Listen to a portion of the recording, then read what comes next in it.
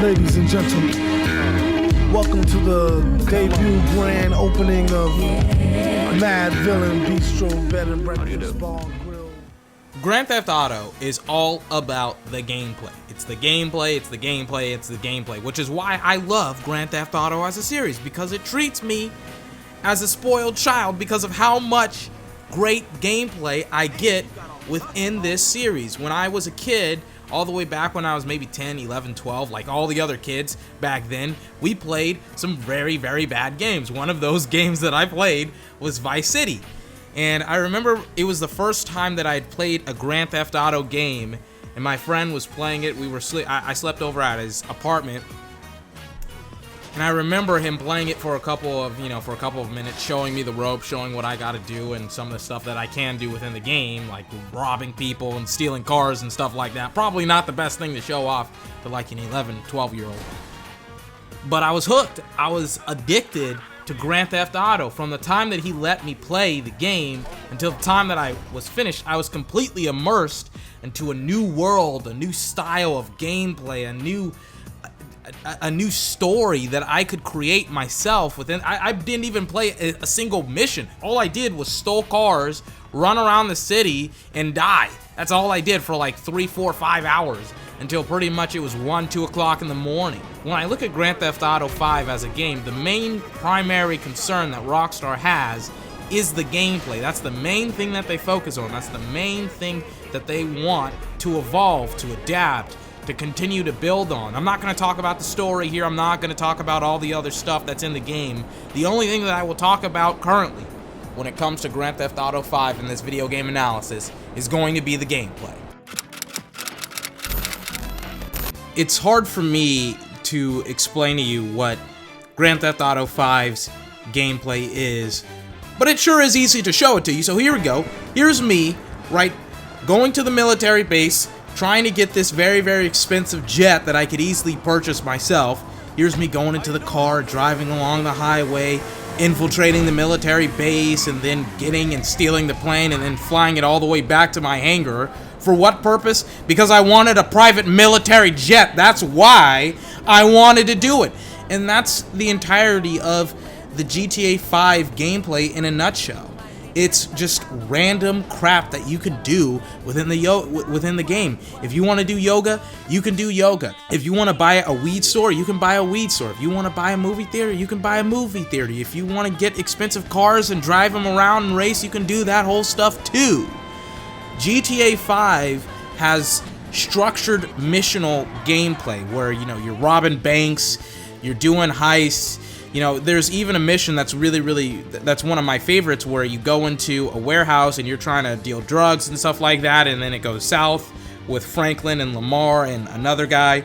There's so much different and varied gameplay throughout GTA 5 that it's really hard to explain it in a nutshell. The best way that I can explain it is there are structured missions and events, and then there's non-structured gameplay that is the stealing the plane from the military base and all that good stuff. But the structured gameplay is very, very traditional, right? Every game has missions and side quest missions, but in GTA 5 they kind of try and step it up a notch with some varied gameplay. Some of it works in the heist gameplay and how you can, steal from these you can pull off these really, really complex and convoluted heists.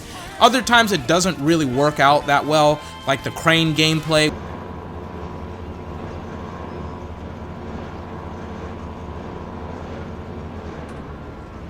That stuff sucks. But when the missional gameplay, when the structure, when that works, it works incredibly well. But that's the traditional gameplay. The non-traditional gameplay, the gameplay where you're going around doing all of the stuff that I just mentioned, the military base, the stealing the high-tech VTOL plane, that stuff is where I connect really, really deeply with this video game. It goes all the way back to the story that I mentioned earlier with me being a kid and staying up until like 12, 1 o'clock, 2 o'clock. I don't remember the time, but it was really, really early in the morning playing GTA Vice City for like 2, 3, 4, 5 hours. And that gameplay where you're going around doing everything that you want to do within the game, trying to break the borders of what the game allows you and finding that there really isn't a lot of stuff that you can't do. And by a lot of stuff, I mean there's a lot of stuff that you can do within the game. But when I look at GTA 5, and I think now, 6 years after, technically 7 years after the game was released, I think like one major thing is missing. And that's more structured, non-structured events. When I played GTA Online, I was shocked to see how much of that structured event type of stuff that you can do within the game that you can't do within the regular base game of GTA 5. Like, you can own your own drug dealing business. You can distribute, you can produce and then distribute weed, and you can have a whole factory and you pay a staff. And I was surprised at how complex this system was in GTA Online. And then I look at GTA 5, the base game, and I look at the game and I look at GTA 5, the base game, and I think to myself, well, what exactly is the comparison? What is the same thing? What is synonymous with doing what I was doing in GTA Online? And really, there isn't a whole lot of stuff that is synonymous with what you can do with GTA Online when it comes to owning your own club and your own arcade and your own motorcycle crew and all that stuff. Like, there's nothing similar to that. It feels like GTA Online is what GTA 5 could have been, and it's kind of disappointing to see that. But at the same time, because I don't play GTA Online, and I wish that some of the mechanics that they brought from GTA Online was put into GTA 5. The drug dealing, like Franklin could have handled that. Trevor could have handled the motorcycle crew, and Michael could have handled, you know, some more of the convoluted heists. In fact, he really handles all of the heists that work well within the base game. But it's like, I'm happy that I get a part of it, but at the same token, I wish that it was in the single-player version of the game. But all in all, the gameplay is some of the best gameplay I've ever played in my entire life. GTA 5 has this unique blend of just chaotic situations and very, very controlled environments.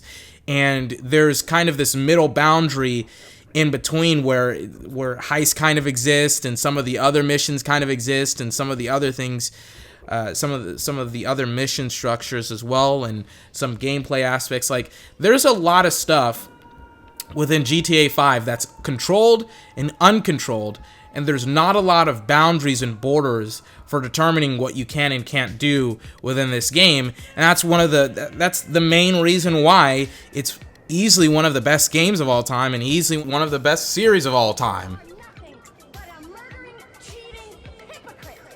When I set out to look at Grand Theft Auto 5, I was like, I'm going to cover this, I'm going to cover the story, I'm going to cover the gameplay, I'm going to cover the world and the world design and da-da-da-da-da. And I realized that's going to take like 30 to 40 minutes. That's going to take, like, to cover everything in the game, it's going to take a long time for me to cover it. So I'm like, I'm going to have to cut this out and that out and blah, blah, blah, blah, blah. And we're only going to talk about gameplay and stuff like that. But now it's like, I even realize creating this, I realize like I have absolutely failed at elaborating just how deep the gameplay runs, just how deep the gameplay is. And like, for me to like fully get into it, it would take like an hour. It seems like a cop-out, but it's not. It's really that good of, it really has that good of gameplay. And, you know, it's one of those things that it would be easier for you to see and experience than for me to show and tell you. So, you know, like freaking Grand Theft Auto 5, I think is like $20 everywhere. Buy Grand Theft Auto 5 is pretty much what I'm trying to say. But that's it for the video. This has been 24. Remember to like, comment, favorite, and subscribe for more. Until my next video, I hope you have a fantastic day, and I will see you next time. Bye-bye.